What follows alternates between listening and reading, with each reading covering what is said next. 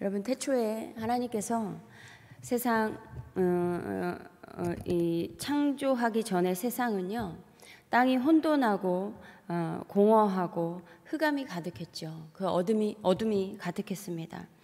이렇게 흑암이 가득한 세상에 하나님께서 빛을 창조하셨어요. 해와 달, 이러한 광명체를 만드시기 전에 빛을 창조하시고 빛과 어둠을 나누셨습니다. 그런데 이때 하나님은 어둠을 창조하신 것이 아니라 빛만 창조하셨어요. 이 빛을 창조하니 빛과 흑암이 나뉘게 된 것입니다. 흑암이 물러가게 되었어요. 그리고 후에 광명체를 만들어서 해로 낮을 주관하게 하고 달로 밤을 주관하게 하였습니다. 이렇게 해서 이 세상은 빛과 어둠이 공존하는 가운데 살아가고 있어요. 마찬가지로 보이는 세계뿐만이 아니라 보이지 않는 영적인 세계도 빛과 어둠이 있습니다.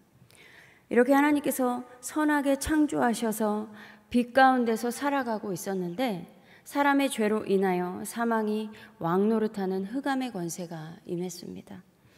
흑암 가운데 있던 피조 세계는 하나님께서 빛을 창조하셔서 흑암을 몰아냈는데 영적인 세계는 아담의 죄로 인하여 흑암이 자리 잡게 되었어요. 사람의 죄는 이렇게 어둠의 권세가 자리 잡게 하는 것입니다. 시편 107편 10절 11절에요. 사람이 흑암과 사망의 그늘에 앉으며 곤고와 쇠사슬의 매임은 하나님의 말씀을 거역하며 지존자의 뜻을 멸시함이라 라고 말씀하고 있어요. 아담 한 사람이 하나님의 말씀을 거역하여 온 세상이 다시 어둠과 사망으로 물들었습니다. 보이는 세상은 창조된 모습 그대로 빛이 비추고 있으나 영적인 상태는 창조되기 이전의 상태와 같이 흑암으로 가득해졌습니다. 그리고 아담 이후에도 성경의 역사는 인간의 죄가 끊임없이 등장하지요. 그러나 사람들이 어그러뜨린 것을 하나님은 다시 합력하여 선을 이뤄가는 것이 성경의 역사입니다. 창조 때와 마찬가지로 흑암 가운데 있는 자들에게 하나님께서 계속 빛을 보여주시는 거예요. 어두운 시기만 계속될 것 같았는데 다시 빛을 보게 하시고 다시 빛을 보게 하시기를 반복하셨습니다. 한 민족을 붙드시고 그러한 하나님의 역사를 보여주셨어요. 그러나 이제는 하나님께서 한 민족이 아닌 사망과 어둠 가운데 있는 온 인류를 빛 가운데로 인도하기 위해 하나님께서 친히 이 땅 가운데 빛으로 임하셨습니다. 여러분, 하나님께서 창조하신 햇빛을 보면요, 이 햇빛도요 우리의 육신과 정신에 유익을 줍니다. 우울증이 완화되기도 하고요, 암 예방에도 효과가 있어요. 비타민 D가 생성이 되게 해줘서 뼈 건강에 또 도움을 주죠. 또한 햇빛을 봐야 수면의 질이 향상이 됩니다. 또 면역 체계가 강화되기도 하고 어린이들은 또 햇빛을 봐야 성장 촉진에 좋습니다. 이렇게 햇빛도 우리의 육신에 영향을 주고 좋은 방향으로 영향을 주는데요. 그러나 온 인류를 위한 참 빛은요, 이러한 해와 달과 같은 광명체에서 나오는 그러한 영향을 주는 것 이상이었어요. 우리의 육신만을 위한 것이 아니었습니다. 우리의 영혼, 육을 모두 주관할 수 있는 빛이었어요. 이사야 60장 19절에서 20절, 다시는 낮의 해가 내 빛이 되지 아니하며 달도 내게 빛을 비추지 않을 것이요 오직 여호와가 내게 영원한 빛이 되며 내 하나님이 내 영광이 되리니 다시는 내 해가 지지 아니하며 내 달이 물러가지 아니할 것은 여호와가 내 영원한 빛이 되고 내 슬픔의 날이 끝날 것임이라 라고 말씀하고 있습니다. 해와 달은 이 땅에 비추일 때 그림자가 생기기 마련인데 회전하는 그림자도 없으시고 어둠이 조금도 없으신 하나님께서 영원한 빛으로 오시겠다는 것이었습니다. 그리고 하나님의 경륜을 따라 때가 참에 예수 그리스도께서 참 빛으로 이 땅에 또 자기 백성이 있는 자기 땅에 오셨습니다. 그러나 빛이 어둠에 비쳤지만 어둠이 깨닫지 못하는 것이었어요. 어둠이 빛을 받아들이지 못하는 것이었습니다. 빛이 비춰도 빛을 볼 수 없는 눈먼 소경과 같은 상태였습니다. 당시 강대국이던 로마는요, 황제를 신으로 추앙하고 있었고요. 로마를 비롯한 주변국에는 우상숭배가 만연해 있었습니다. 하나님을 모르는 국가는 우상숭배가 가득할 수밖에 없었어요. 또한 하나님의 백성이 살고 있는 유대 땅 역시 마찬가지였습니다. 별반 다를 것이 없었어요. 헤롯 대왕은 동방의 박사들을 통해 유대의 땅이 태어났다는 소식에 아기 예수를 죽이려고 했고요. 대제사장과 서기관들은 그리스도가 유대 땅 베들레헴에 태어난다는 그 하나님의 말씀을 알고 있었지만 믿음과 결부시키지는 못했습니다. 그리고 이들 대부분은요, 로마의 상류층과 결탁하여 자신의 자리를 지키는 것이 더 중요한 사람들이었습니다. 그렇기 때문에 유대의 왕이 태어났다는 소식은 반갑지 않은 소식이었어요. 말씀의 중심부에 있는 지배층은 하나님의 말씀을 중요하게 생각하긴 했으나 정작 그 빛을 받아들이지 않았고, 오히려 말씀으로부터 벗어나 있고 사회로부터 소외되어 있는 이 목자들과 이방의 동방 박사들이 그 빛을 보고 찬송하고 경배하였습니다.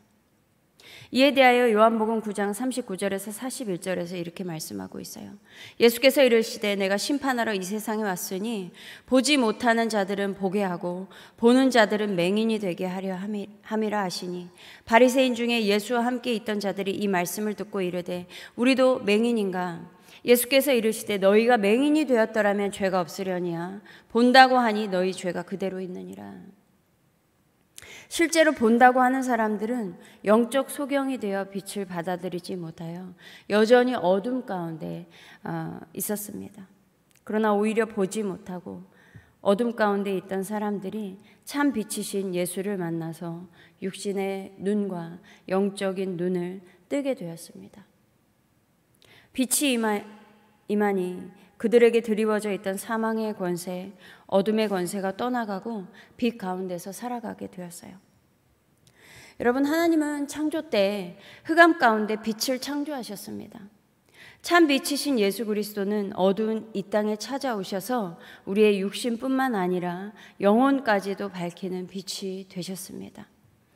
그러나 이러한 참 빛이 사망 아래에 놓여 어둠 가운데 있는 자기 백성에게 오셨지만 그들이 받아들이지 못하고 영접하지 않았습니다. 그러나 영접하는 자에게는 하나님의 자녀가 되는 권세를 주셨어요. 그 영접하는 자가 죄인이든 병든 자이든 이방인이든 제한을 두지 않으셨습니다.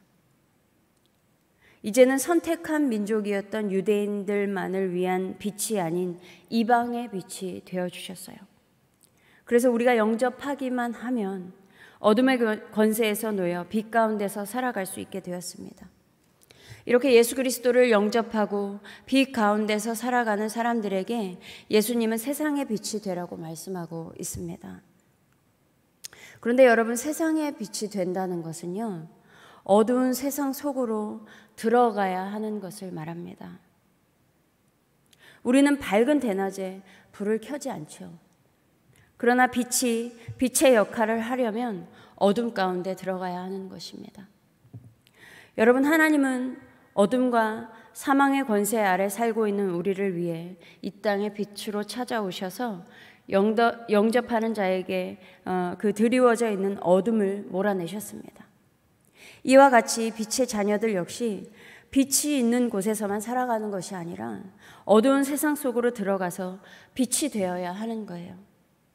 어린 양을 이리 가운데 보내는 것과 같은 위험을 피할 수 없겠지만 그럼에도 불구하고 예수님은 우리가 이리 가운데로 들어가라는 것입니다. 어두운 곳으로 들어가서 세상의 빛이 되라는 것이었어요. 여러분, 대전에 식장산이라는 곳이 있습니다. 그곳은 사람들이 야경을 보러 가는 곳으로 유명해요. 근데 그 올라가는 길이 좀 험난합니다. 차가 외길로 차가 가야 하는데 좀 위험한 곳들이 좀 종종 있어서 그럼에도 불구하고 사람들이 그 식장산 가서 야경 보기를 즐겨 해요. 그래서 저도 이제 대전에 있을 때 몇 번 가본 적이 있었는데요.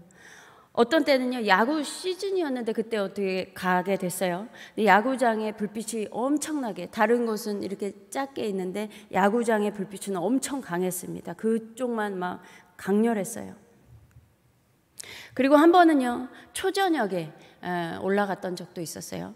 근데 불이 드문드문 켜지기 시작한 때에 올라갔는데 그때 보는 또 불빛은 달랐습니다. 사방이 완전히 어두워서 모든 곳이 불이 켜졌을 때와 드문드문 불이 켜지기 시작한 그 불빛들은요, 저는 좀 보석 같다라는 그런 느낌이었어요.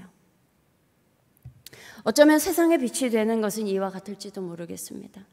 불빛이 한 곳에 집중되어 모여 있는 것도 필요하겠지만 우리가 흩어져서 세상의 빛이 하나하나 켜지기 시작할 때 보석같이 빛나는 순간일 것입니다.